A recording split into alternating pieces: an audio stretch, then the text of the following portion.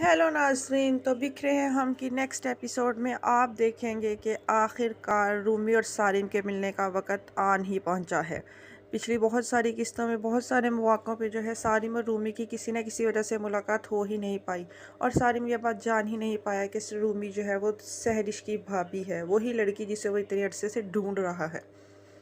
अब जब उसकी मंगनी का दिन आ जाएगा और वो मंगनी के लिए वहाँ पर पहुँचेंगे, तो जब उसकी माँ के सामने बैठा होगा तो उसकी माँ उसको बताएगी कि ये लड़की रूमी है और जैसे ही वह नज़र उठाकर देखेगा उसके होश ही उड़ जाएंगे। ये लड़की सहरिश की भाभी है, वो तो सोच भी नहीं सकता था। जिस लड़की को वो हर तरफ ढूंढता फिरता था वो शादीशुदा भी है और एक बच्चे की माँ भी है और अब वो बेवा भी हो चुकी है। ये बात सुनकर सारिम को तो कुछ समझ ही नहीं आएगी। अब उसे समझ ही नहीं आएगी कि वो ये मंगनी करे या यहाँ से उठकर चला जाए, क्योंकि सहरिश के साथ वो मंगनी करने के लिए पहले ही खुश नहीं है। वो माहम को कह चुका है कि अम्मी ने मुझे प्रेशराइज़ करके जो है वो गलती की है, मुझे उनके प्रेशर में नहीं आना चाहिए था। मुझे लगता है कि सहरिश मेरे टाइप की लड़की नहीं है और जब मैं खुश नहीं हूँ तो मैं उसको खुश कैसे रखूँगा।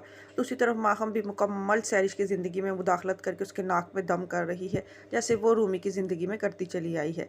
अब सहरिश के भी वो सब सहने का वक़्त आ गया है, जो चीज़ें वो रूमी के साथ करती चली आई है। मगर सहरिश बहुत तेज़ है, मगर कम माहम भी नहीं है। दूसरी तरफ तो अब और ही मज़ीद ही नई सूरत हाल पैदा हो गई है। सारिम तो उससे पहले ही शादी करने के मामले में राज़ी नहीं था, अब रूमी को देखकर तो उसका दिल बिल्कुल भी आमादा नहीं होगा। मगर अब यहाँ से कहानी में नया ट्विस्ट शुरू होगा। सहरिश तो कभी ये बर्दाश्त ही नहीं कर सकेगी कि जिस चीज़ को उसने पसंद किया है वो उसकी दुस्तरस से निकल जाए और उसकी दुस्तरस से निकल कर वो रूमी के पास चली जाए। ये तो एक मज़ीद क़यामत होगी उसके लिए।